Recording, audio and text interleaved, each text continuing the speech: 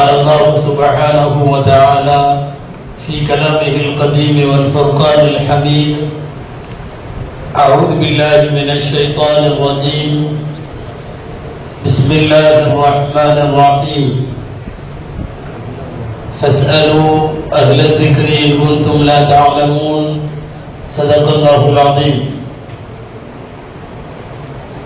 وقال محمد بن سيرين رحمه الله: إن هذا العلم دين فانظروا عمن تأخذون دينكم. صدق رسول الله صلى الله عليه وسلم. அளவற்ற அருளாளனும் நிகரற்ற அன்புடையோனுமாகிய எல்லாம் வல்ல அல்லாஹுவின் பெயரால் துவங்குகிறேன்.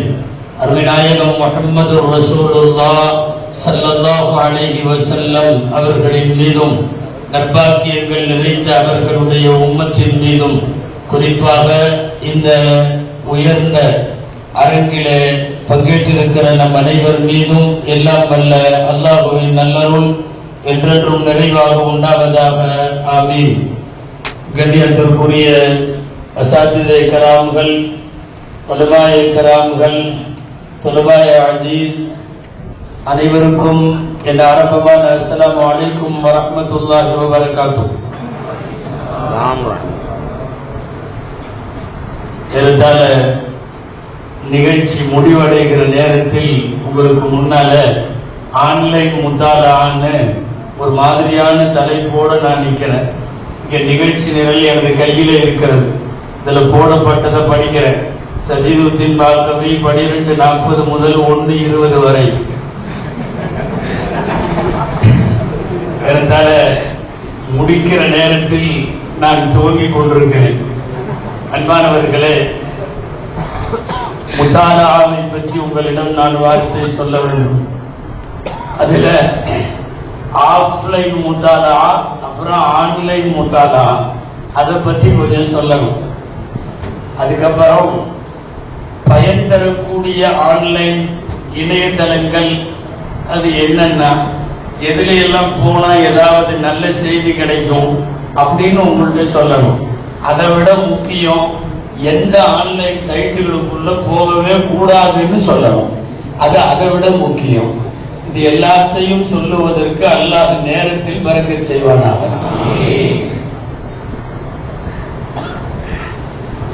அன்பானவர்களே, முதாலா அநேகமாக காலை ஃபஜ்ரிலே இருந்து உங்களிடத்தில் பேசியவர்கள் எல்லாம் முதாலாவை, அதனுடைய அகமியத்தை, தரூரத்தை எல்லாம் எடுத்து சொல்லி இருப்பார்கள். இது பயான் கிடையாது, அதனால நான் பயான் மாதிரி பேச போறதும் இல்லை. நமக்கு இடையில ஒரு பாடம் நடத்துகிற நேரத்தில் உள்ள உரையாடல் அல்லது கலந்துரையாடலை போலவே இதுவெல்லாம் இருக்கும். சில விஷயங்களை மாத்திரம் உங்களிடத்திலே சொல்ல வேண்டும். நீங்க ஆஃப்லைன்ல கிதாபுகள் வழியாக, ஆசிரியர்கள் வழியாக அல்லது ஆன்லைன்ல இணையதளம் வழியாக என்ன இல்ம கத்தாலும் சரி, ஒரு விஷயம் ரொம்ப முக்கியம். சஹீஹ் முஸ்லிமினுடைய முகத்திமாவில் அல்லாமா முஹம்மது பின் சீரீன் ரஹிமஹுல்லாஹ்வுடைய மிக பிரபலமான உலக பிரசித்தியான வார்த்தை பதிவாகி இருக்கிறது. என்ன வார்த்தை? இன்ன ஹாதல் இல்ம தீனுன். கல்வி என்பதுதான் மார்க்கம், கல்வி என்பதுதான் தீன். ஃபந்துரு அம்மன் தஅஹுதுன தீனக்கும். யார்கிட்ட இருந்து உங்க தீனை நீங்க எடுக்கிறீங்க அப்படிங்கிறதுல கவனம் வையுங்கள் என்கிறார்கள் இப்னு சீரீன் ரஹிமஹுல்லாஹ். யார் வேண்டுமானாலும், எந்த தளத்தில் வேண்டுமானாலும், எதை வேண்டுமானாலும் கிறுக்கி விட்டு போகிற ஆன்லைன் உலகத்தில் நாம் எங்கிருந்து எடுக்கிறோம், எதை எடுக்கிறோம், அது யாருடைய கருத்து, அது சரியானது தானா, இது எல்லாவற்றையும் முதாலாவின் நேரத்தில் நாம் தீர்மானிக்க கடமைப்பட்டிருக்கிறோம். முதல்ல ஆன்லைனோ ஆஃப்லைனோ மொத்தத்தில் முதாலா நமக்கு ரொம்ப அவசியம். எல்லா உஸ்தாதுகளும் உங்களுக்கு அதுதான் காலையிலிருந்து சொல்லிட்டு இருக்கிறாங்க. உங்களுக்கெல்லாம் தெரியும், கிதாபுல்லாவுக்கு பின்னால், புகாரிக்கு பின்னால் சஹீஹ் முஸ்லிம். சஹீஹ் முஸ்லிம் ரஹிமஹுல்லாஹ் அவர்களுடைய வஃபாத் உங்களுக்கு தெரியும். ஐசாப்பூருக்கு வருவார்கள் அவர்கள். 55 வயசு. சபையில வைத்து இந்த மாதிரி ஒரு சபை யாரோ ஒருவர் எழுந்து ஒரு ஹதீஸிற்கு சனது கேட்டார். ஹதீஸிற்கு தொடர் கேட்டார். தெரியல, ஹதீஸையும் அதனுடைய சனதையும் நான் தெரிந்துவிட்டு சொல்லுகிறேன்னு லாதிரின்னு சொல்லிட்டு வந்துட்டார். வந்து நைசாப்பூர் மஜ்லிஸிலிருந்து திரும்பி வந்தவர் இரவு முழுக்க கிதாபை புரட்டுறார். அவுராக்குகளை, அந்த கால ஏடுகளை எல்லாம் புரட்டிக்கிட்டே இருக்கிறாரு. தூக்கம் வரும் இல்லையா? அந்த நேரம் பார்த்து யாரோ ஒருத்தர் ஒரு பெரிய கூட நிறைய பேரிச்சம்பழம் கொடுத்தாங்க. கூட நிறைய சாப்பிட்டுக்கிட்டே வாயில அசை போட்டுட்டே இருந்தா தூக்கம் வராம இருக்கும். அதனால எதையாவது சாப்பிட்டுக்கிட்டே, நம்ம சமயங்கள்ல மிச்சர் அது இதுன்னு எதையாவது குறிக்கிற மாதிரி பேரிச்சம்பழத்தை சாப்பிட்டுட்டே ஹதீஸ் தேட ஆரம்பிச்சா கிடைக்கவே இல்லை. கடைசியா ஃபஜ்ர் நேரம் வரைக்கும் தேடி ஃபஜ்ர்ல அந்த நைசாப்பூர்ல உள்ள ஒருத்தர் கேட்டவருக்கான ஹதீஸ் ஃபஜ்ர்ல கிடைச்சது. கரெக்டா ஒரு கூட பேரிச்சம்பழமும் தீர்ந்துருச்சு. ஒரு கூடையும் காலி, ஒரு காலம் கூட இல்லைன்ற மாதிரி ஆயிடுச்சு. ஹதீஸும் கிடைத்து விட்டது. இந்த பக்கம் அவருடைய ரூஹும் போய்விட்டது. என்னன்னா, அதாவது பேரிச்சம்பழம் நல்லதுதான், ஆனால் கூட நிறைய ஒரு நைட்ல சாப்பிட்டா. இந்த மதரசாவினுடைய காலஞ்சென்ற முதல்வர் சங்கைக்குரிய கலீல் எதிர்த்தவர்கள் நபரெல்லாம் மறுக்கதோ பயான்ல நகைச்சுவையா சொல்லுவாங்க, கருஞ்சீரகம் சாப்பிடுறது மவுத்தை தவிர எல்லா நோய்க்கும் மருந்து. ஆனா அதையே அதிகமா சாப்பிட்டா மவுத்து மட்டும் வரும், எல்லாம் போயிடும். அவங்களுக்கே உள்ள நகைச்சுவையில சொல்லுவாங்க, ரொம்ப ஓவரா ஏதாவது சாப்பிட்டா அது மட்டும்தான் வரும், எல்லாம் போயிடும். அந்த மாதிரி ஒரு கூட நிறைய பேரிச்சம்பழம். யோசிக்க வேண்டியது என்ன தெரியுமா? ஒரு ஹதீஸுக்கான முத்தாலா இரவு தொடங்கி ஃபஜ்ர் வரைக்கும். இந்த உலகத்தில் 55 வயதில மரணித்தாலும் உலகம் உள்ளளவும் நினைவு கூறத்தக்க மிகப்பெரிய மேன்மக்கள் அவர்களுடைய முத்தாலாக்களில் தான் அவர்கள் மேன்மக்களாக ஆனார்கள். அல்லாமா இப்னு ஜௌஸி ரஹிமஹுல்லாஹ் மின்பர் படியிலே நின்று திமிஷ்கில் உரையாற்றி இருக்கிறார்கள். கதப்து பியதி ஹாதிஹி அல்ஃபைனி முஜல்லதாத், என்னுடைய இந்த கையால் 2000 முஜல்லதுகள், 2000 வால்யூம்கள் நான் எழுதி இருக்கிறேன். நூற்றுக்கணக்கான கிதாபுகள். இதுவெல்லாம் காலம் காலமாக முத்தாலா செய்த பெருமக்கள் அடைந்த மேன்மை சார்ந்த விஷயங்கள். இன்னைக்கு நமக்கு முன்னால் நேரடியா கிதாபை எடுத்து பார்க்கிறத விட எல்லாருமே, நான் ஓதர பிள்ளைகளை மட்டும் சொல்றேன், ஒட்டு மொத்தமாக உலமாக்கள் துறவாக்கள் ஏன் உலகம் முழுக்க ஆன்லைனிலே போய்தான் எதையும் பார்க்கிற, படிக்கிற, தேடுகிற பழக்கம். சமீபத்தில் இந்து பத்திரிகையினுடைய நடுப்பக்கத்தில் வந்த புதிய கடவுள் அப்படின்னு ஒரு கட்டுரை உங்கள் பார்வையில வந்திருக்க கூடும். இந்து பத்திரிகையில் எழுதுனா புதிய மதம்னு சொல்லி. என்ன புதிய மதம்னா, இன்டர்நெட் என்பது புதிய மதம். அந்த கடவுளுக்கு பெயர் கூகுள். உங்க கடவுள் மாதிரி இல்லை. இந்த கூகுள் என்ன கேட்டாலும் தருவார், என்ன கேட்டாலும் எந்த தகவல் கேட்டாலும் சொல்லுவார். கூகுளுக்கு தெரியாதது எதுவுமே இல்லை. அந்த மாதிரி ஒரு இன்டர்நெட் மதம் எப்படி உலகத்தை படைக்கப்பட்டிருக்கிறது, எப்படி எல்லாம் விரிவடைந்திருக்கிறது, அதனுடைய கட்டமைப்புகள் என்னங்கிறது கொண்டு புதிய மதம் என்ற ஒரு கட்டுரை சமீபத்தில் வந்தது நினைவு இருக்கலாம். உண்மை என்னன்னா, எல்லா இடங்களும் வியாபித்து விட்டது ஆன்லைன். இன்னைக்கு அத்தனை அன்றாட வாழ்வுல எல்லாத்தையும் ஆன்லைன்லயே எல்லா விதமான நோய் ட்ரீட்மெண்ட் அது இது ஆன்லைன்ல பேர் வச்சு, ஆன்லைன்லயே ஸ்கூல்ல படிச்சு, ஆன்லைன்லயே நிக்கா பண்ணி, ஆன்லைன்லயே இப்போ எல்லாம் தலாக்கும் பண்ணி, எல்லாம் அசைவுகள் அத்தனை. ராத்திரி 1:30 மணிக்கு மசால் தோசை ஒண்ணுன்னு ஆர்டர் பண்றோம், அடுத்த 10வது நிமிஷம் காலிங் பெல் அடிக்குது மசால் தோசை. உலகம் எங்க போயிருச்சுன்னு தெரியல. ஆன்லைனை விட்டு இனி உலகம் அகல முடியாது என்கிற அளவுக்கு ஆன்லைன் அகலமாக கால் வைத்திருக்கிறது. எல்லா இடத்துலையும் ஆன்லைன் வியாபாரம் இன்றைக்கு பெரிய சவால். வணிக உலகத்தில் பெரிய சவால். ஆன்லைனுடைய கரன்சி மதிப்பீடுகள் இன்னைக்கு பொருளாதாரத்தை தாறுமாறாக கொண்டு செல்லுகிற பெரிய சவால். உணவுல இருந்து கல்யாணம், மருத்துவம், மவுத்து எதுவாக இருந்தாலும் ஆன்லைன் என்று ஆகிவிட்டது. சரி, இது கூட நம்மளும் கொஞ்சம் போய் ஆகணும் போல தெரியுது ஆன்லைன்ல. இல்லைன்னா 50 வருஷம் நம்மளுக்கு பின்னாடி போட்டுவாங்க, 50 வருஷம் பேக்ல போயிருவோம். கொஞ்சம் ஃபீல்டுல நிக்கணும்னா ஆன்லைன் கொஞ்சம் தெரிய வேண்டும், அவசியமானது தெரிய வேண்டும், பலன் உள்ளது தெரிய வேண்டும். பொதுவாகவே இது வரும்போது கொஞ்சம் பயமா இருந்தது. எல்லாம் இதுக்குள்ள எல்லாம் போகக்கூடாது, இன்டர்நெட்டா அப்படியா இப்படியா. இன்னைக்கு எல்கேஜி குழந்தை எல்லாம் ஆன்லைன்ல இருக்கு. 7வது 8வது படிக்கிற ஆரம்பிக்கிறான், அவன் இன்ஸ்டால என்னென்னமோ பண்ணிட்டு இருக்கான். இங்க உட்கார்ந்து இருக்கிற நிறைய பேருக்கு இன்ஸ்டா ரகசிய கணக்கெல்லாம் இருக்குது இல்லையா? இப்ப அங்க பேசிக்கிட்டு இருக்கிறாங்க, வேற 2-3 அமர்வுகள்லாம் நடந்துட்டு இருக்கு. செல்போனினால் உள்ள பாதிப்புகள், மாணவர்களுக்கு அதை தடை செய்யணும் அப்படி இப்படின்னு எல்லாம் வேற பக்கம் இதே மதரசால வேற கட்டத்துல பேசிட்டு இருக்காங்க. இங்க பூரா இன்ஸ்டால அக்கௌண்ட் இருக்கு, பேஸ்புக்ல அக்கௌண்ட் இருக்கு. தவிர்க்க முடியாத இடத்திற்கு வந்திருக்கிறோம். அதே இந்த எலக்ட்ரானிக் மீடியா பூராமே இப்படிதான். என்னன்னா தத்ரீசியா தான் வரும். ஃபர்ஸ்ட் ரேடியோ வந்தது தெரியுமா? ரேடியோ முதல்ல வரும்போது, மார்க்கோனியுடைய ரேடியோ வரும்போது இந்த டிவிக்கெல்லாம் ஆண்டனா இருந்தது, அந்த மாதிரி ரேடியோவுக்கும் இருந்துச்சு. இத்தா பெருசு இழுத்துட்டு வச்சாதான் ரேடியோ எடுக்கும். ரேடியோட பாட்டெல்லாம் போட்டான்.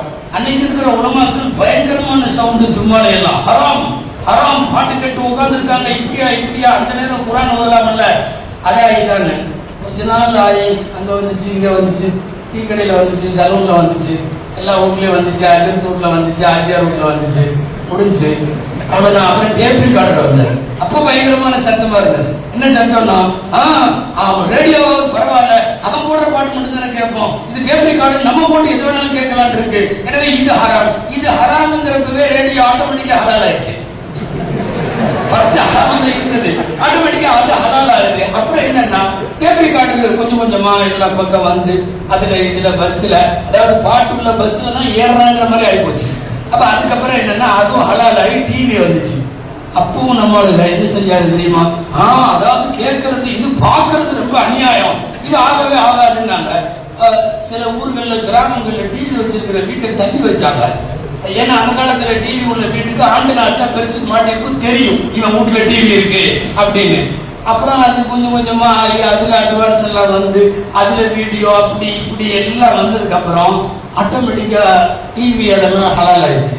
அந்த மாதிரிதான் கம்ப்யூட்டர் வந்த போது சவுதி உலமாக்கள்ல கூட சில பேர், மூத்த முஃப்திகள்லாம் சில பேர் கம்ப்யூட்டர் பயன்பாடே வேணும்னு பேசினவங்க எல்லாம் உண்டு. அந்த நேரத்தில் எதிர்த்தவர்கள் சில பேர், கொஞ்சம் முற்போக்கு உலமாக்கள் சில பேர் இருப்பாங்கல்ல, யூசுஃபுல் கர்லாவி போன்றவர்கள் எல்லாம் சவுதி உலமாக்களுக்கு கடுமையா எதிர்ப்பு தெரிவித்தாங்க. கண்ணாடியை தப்பு சொல்லுவீங்களா? கண்ணாடி என்ன செய்யும்?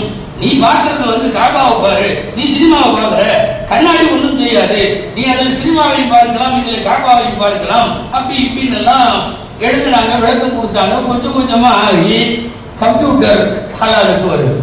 எல்லாமே படிப்படியா ஹலாலுக்கு வந்து இன்னைக்கு ஆன்லைனும் நிறைய எதிர்ப்புகளுக்கும் விமர்சனங்களுக்கும் இடையில் இருந்தாலும் கிட்டத்தட்ட ஹலால் இதுக்கு வந்துருச்சு.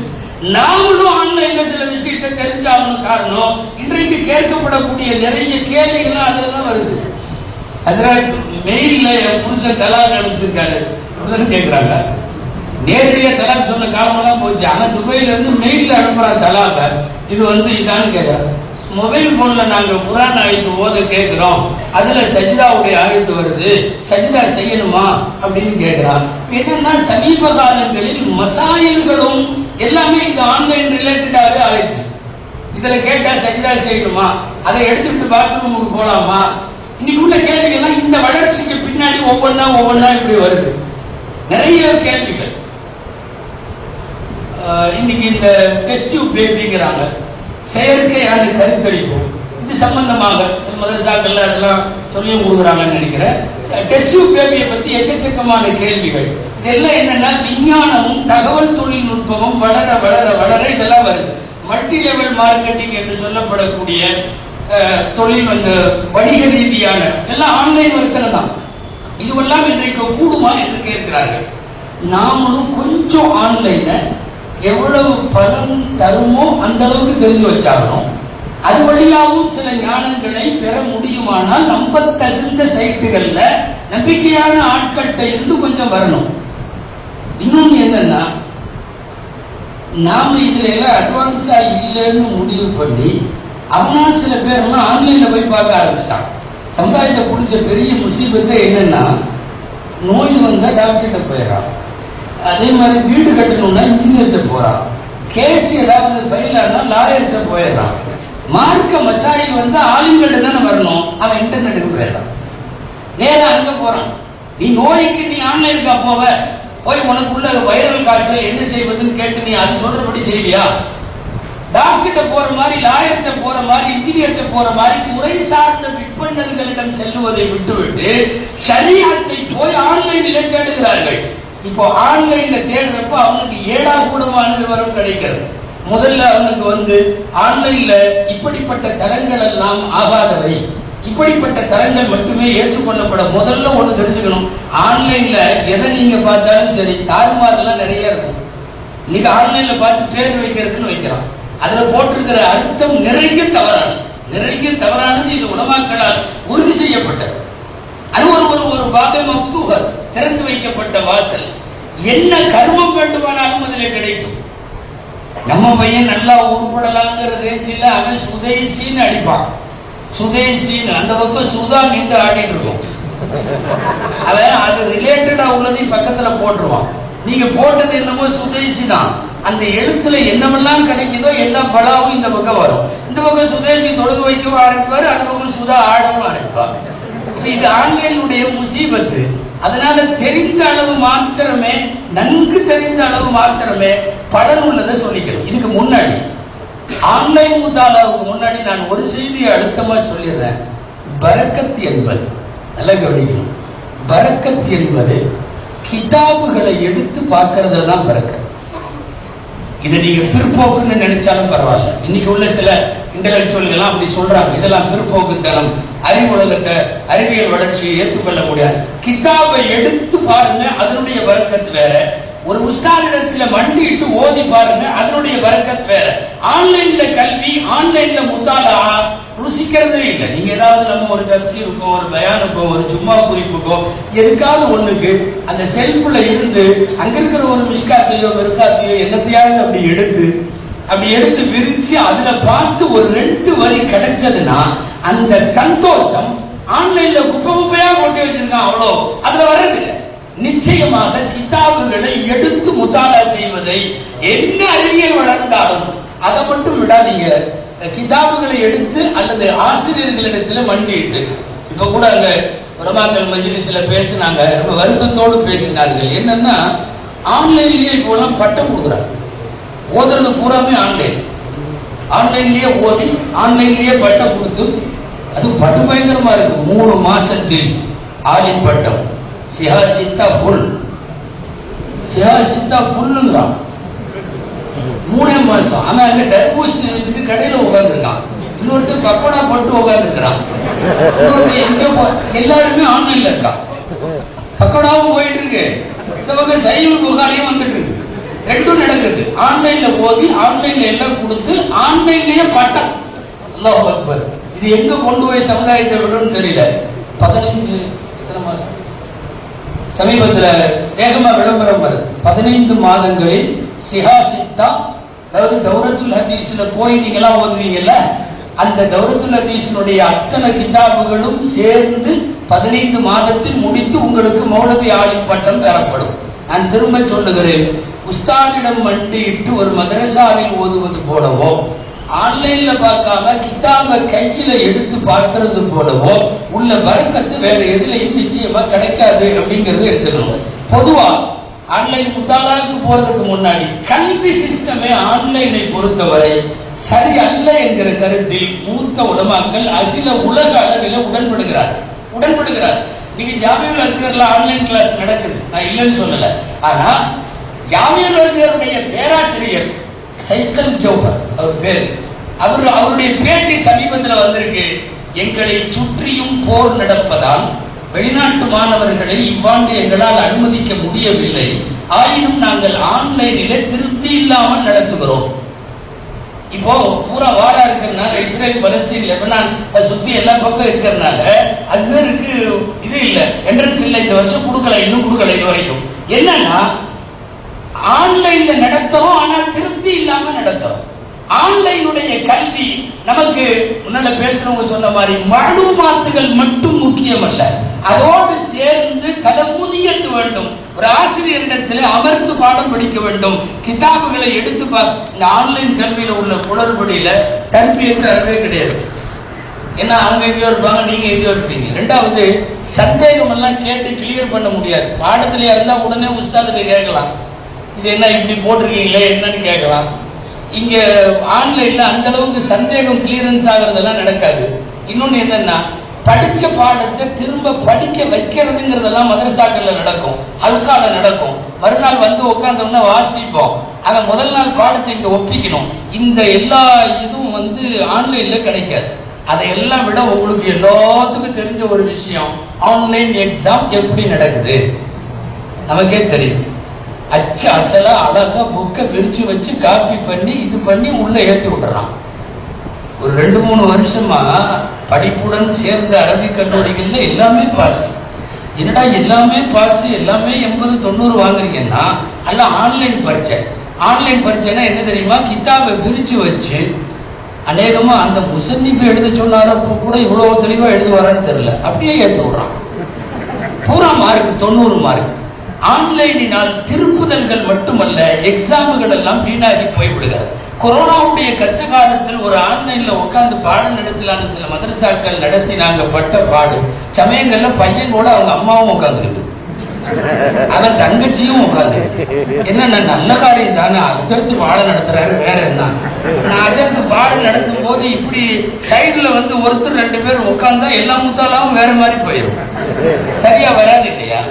ஆன்லைன் வழியாக போதிக்கப்படக்கூடிய ஏராளமான இதெல்லாம் விட ஒண்ணு என்ன தெரியுமா, இவன் அங்க இருக்கிற மாதிரி செட் பண்ணிட்டு அவன் அங்க இருக்க மாட்டான்.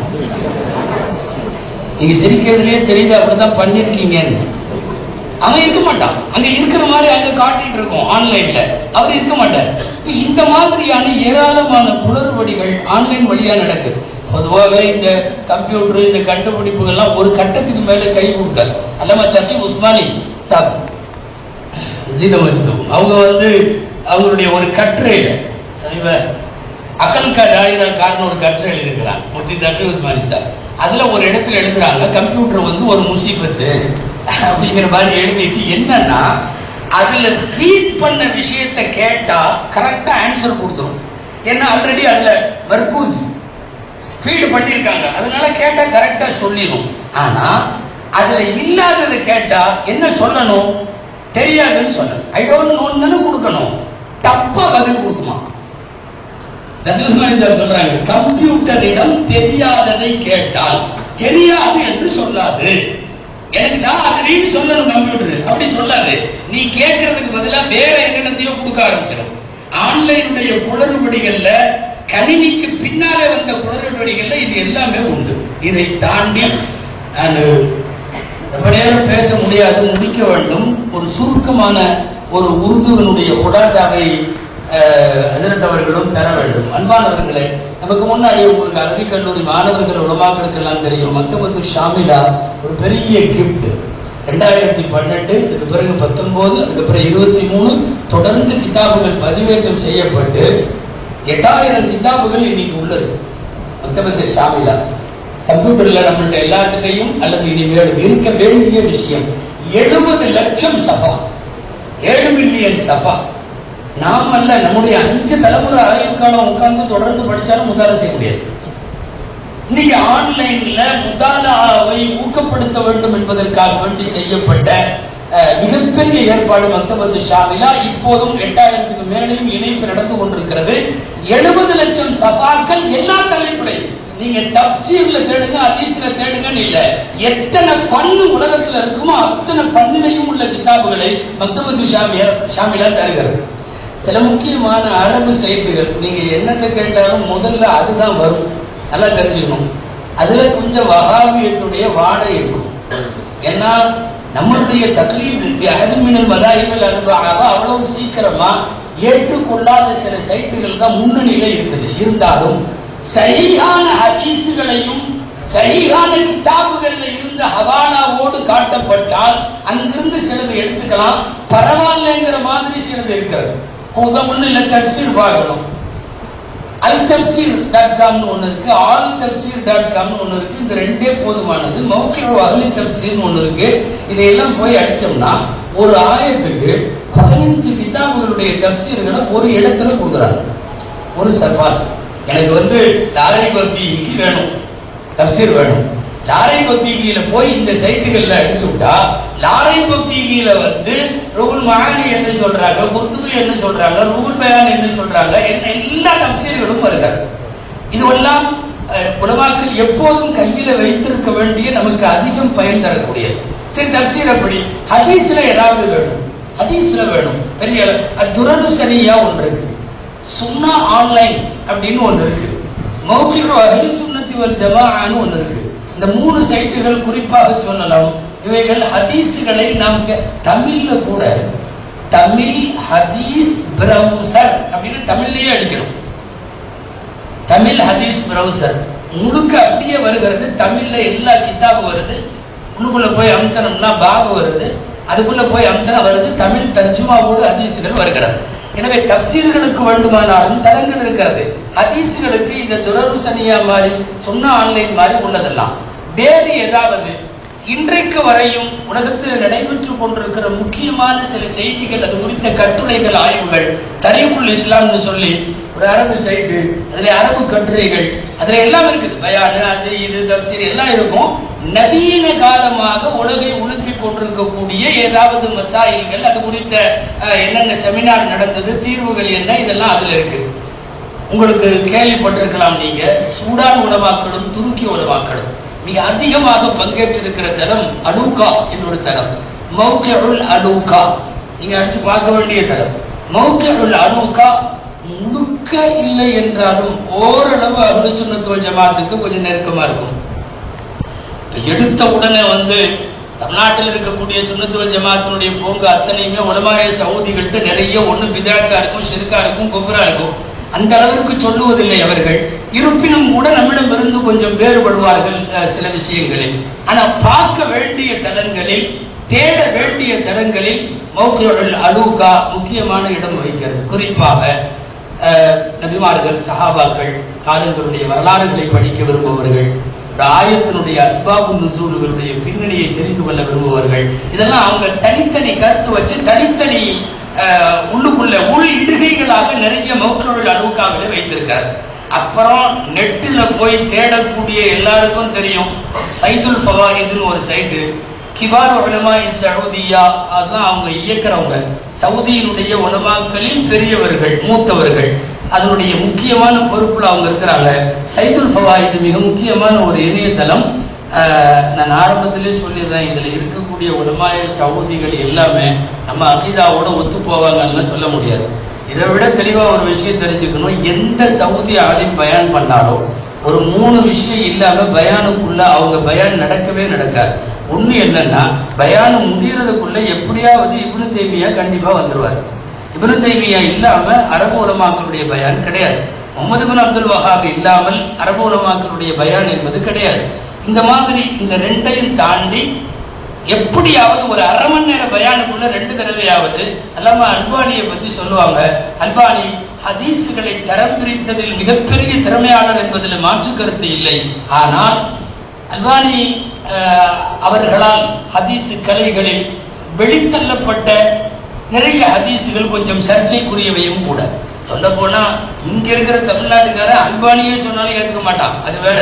அதாவது லைலத்துல் மின் நிஸ்பி ஷஅபான் வந்து 15வது பராத்தினுடைய இரவுன்னு சொல்றோம். அதுக்கான ஹதீஸுகளை வந்து ஆய்வு செஞ்சப்போ எக்கச்சக்கமான சவுதி உலமாக்கள் தஈஃபுன்னு போட்டு போயிடுவாங்க, இப்படி ஒண்ணு இல்லைன்றுவாங்க. ஆனா அல்பானி 8 துருக்குகள்ல ஷபேபராத்தினுடைய ஹதீஸுகளை ஆய்வு செஞ்சுட்டு இது வந்து தஈஃப் அல்ல, எக்கச்சக்கமான துருக்குகள்ல வருவதால் அது யஜூஸுல் அமலு பிஹி அப்படின்னு சொல்லி எந்த அளவுக்கு ஸஹீஹுல் அல்பானின்னு வருது. அல்பானி பராத்துடைய ஹதீஸை ஸஹீஹ் என்று சொல்லுகிறார். ஆனா தமிழ்நாட்டில் இருக்கிறவங்க மிக இந்த விஷயத்துல அல்பானியை கட்டி விட்டாங்க, அல்பானியே வேணான்ட்டாங்க. அவங்களுக்கு இங்க உள்ள பராத்தை எதிர்த்து போராடுறதுல இவ்வளவு காலம் சொன்ன அல்பானி தூக்கி பிடிச்ச அல்பானி தேவையில்லாம போறாரு. ஆனா அந்த அல்பானி லைலத்துல் மின் நிஸ்பி ஷஅபானுடைய ஹதீஸ்களை சரி காண்கிறார். நான் சொன்னது இப்னு தைமியா இல்லாமலோ, முஹம்மது பின் அப்துல் வஹாப் இல்லாமலோ, அல்லது அல்பானி அவர்கள் இல்லாமலோ இவங்க பயானி இருக்காது. ஆனாலும் அங்க இவர்கள் பேசுகிற பேச்சுகளை விட மக்தூபாக இருக்கக்கூடிய மகாலாக்களிலே இருந்து நிறைய செய்திகளை நம்மால எடுத்துக்கொள்ள முடியும். இன்னொன்னு என்னன்னா, இதையெல்லாம் ஏன் பேசுறோம் அப்படின்னா, அங்கிருந்து ஆதாரம் எல்லாம் ஏன் எடுக்கணும்னா ஆதாரத்தோட தான் பேச முடியும்.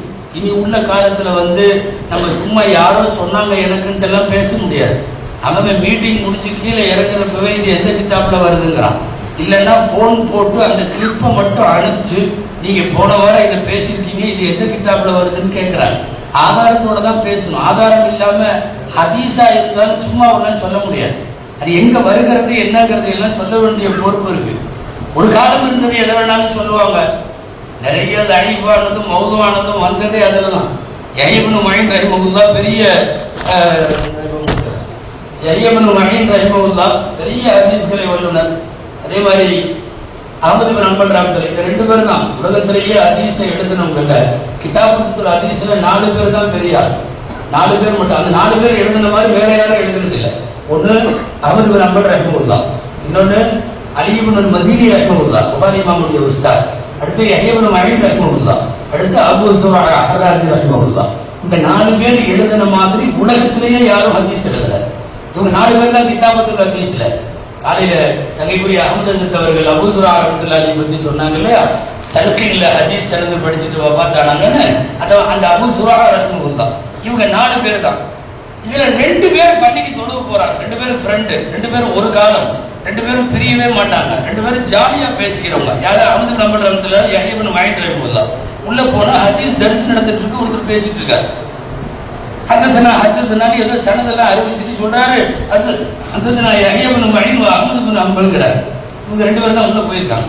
அந்த பாடம் நடத்துறவருக்கு யாரு யஹ்யா இப்னு மயின் யாரு அஹ்மது பின் ஹம்பல்னா தெரியல. முதல்ல மாதிரி போட்டோலாம் இல்லையே. இப்ப பேசவே 100 போட்டோ போயிருச்சு. அந்த காலத்துல அப்படி இல்லையே, தெரியாது யாருன்னு. இப்போ உள்ள போய் உட்கார்ந்தா ஒரு ஹதீஸ் சொல்லி, யாராவது லா இலாஹ இல்லல்லாஹ் சொன்னால் கலகல்லாஹு லஹு தாயிரன், அவனுக்கு அல்லாஹ் ஒரு பறவையை படைக்கிறானா. அந்த பறவை அதுக்கு வலஹு 70,000 ரஹ்ஸா, 70,000 தலை இருக்குதான். வஃபி குல்லி ரஹ்ஸின் 70,000 மின்கார், 70,000 அழகா. அந்த வஃபி குல்லி மின்காரின் 70,000 லிசானின் வஃபி குல்லி லிசானி மின்ஹா யஸ்தக்பிரு லிஹாதா ரஜுல் ஒரு ஹதீஸ். இப்படி ஒரு பறவை பிரம்மாண்டமா இதை படைச்சிருக்கான் அல்லாஹ்.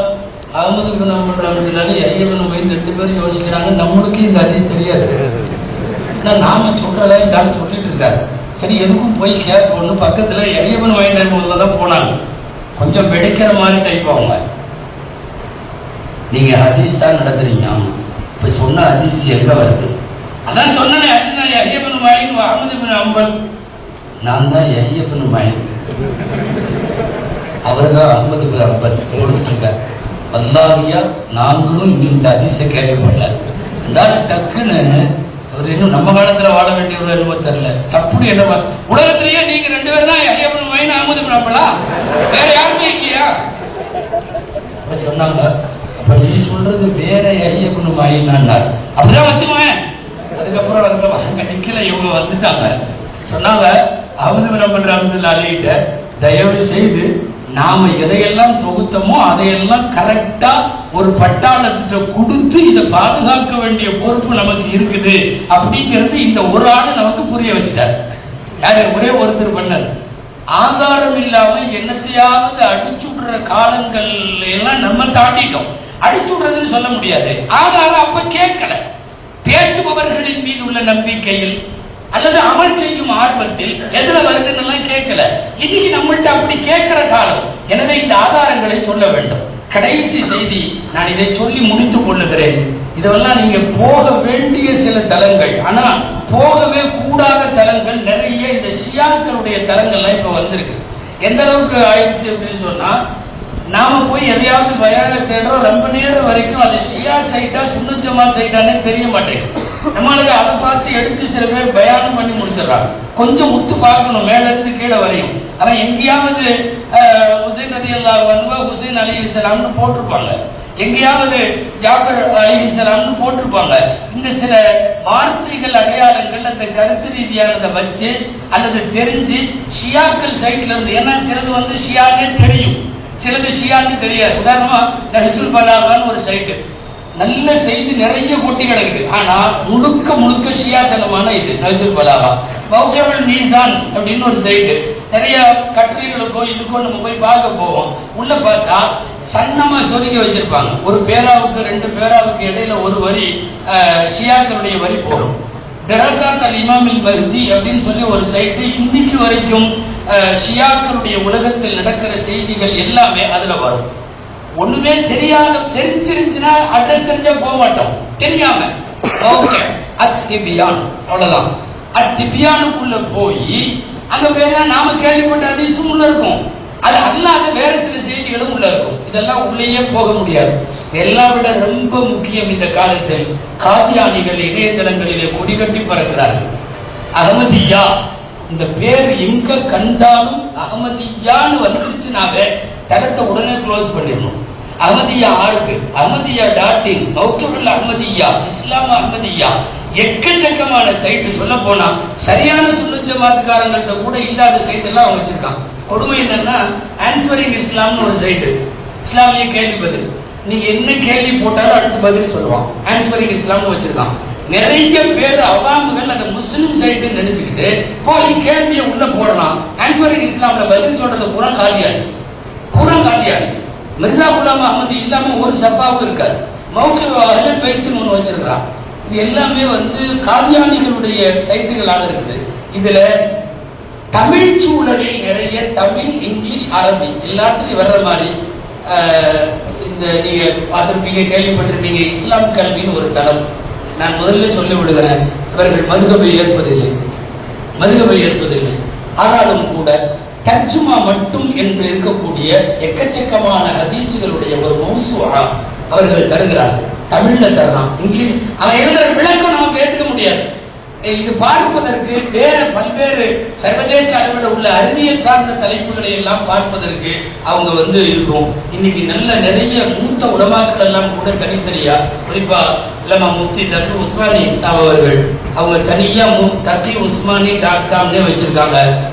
ஹஜ்ரத் அவர்கள் கலீஃபா அவங்க மௌலானா ஜுல்ஃபிகார் சாப் ரஹ்மத்துல்லாஹ் அவங்களுடைய நிறைய விஷயங்கள் எல்லாம் தனியாக தளங்கள்ல இப்ப வருது. கடைசின்னு இதுவரை நிறைய கடைசி ஆயிடுச்சு.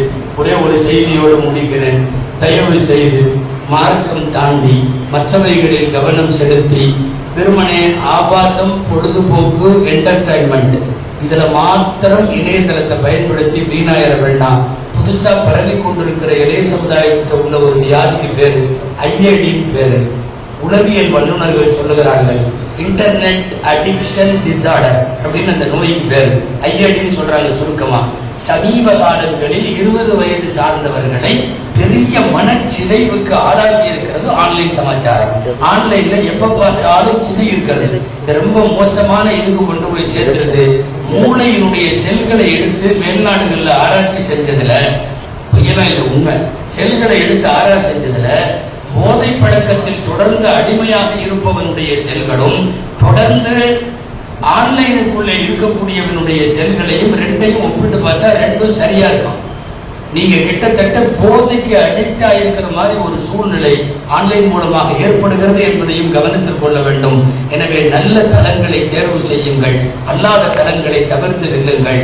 இப்போதும் சொல்லுகிறோம், ஆன்லைன் கல்வியை விட கிதாபை கையில் எடுத்து படிப்பதும் ஆசிரியர்களிடம் மண்டியிட்டு ஓதுவதும் இந்த கல்விதான் உலகின் சிறந்த கல்வி. அல்லாஹு ஜல்ல ஷானுஹு தஆலா ஆலிம்களாய், ஆமிலீன்களாய், முஹ்லிஸீன்களாய், மாஹிரீன்களாய் அல்லாஹ் நம்மை ஆக்கி அருள்வானாக. ஆமீன். வாஹு தஅவானா அல்ஹம்துலில்லாஹி ரப்பில் ஆலமீன். அஸ்ஸலாமு அலைக்கும் வரஹ்மத்துல்லாஹி வபரகாத்துஹு.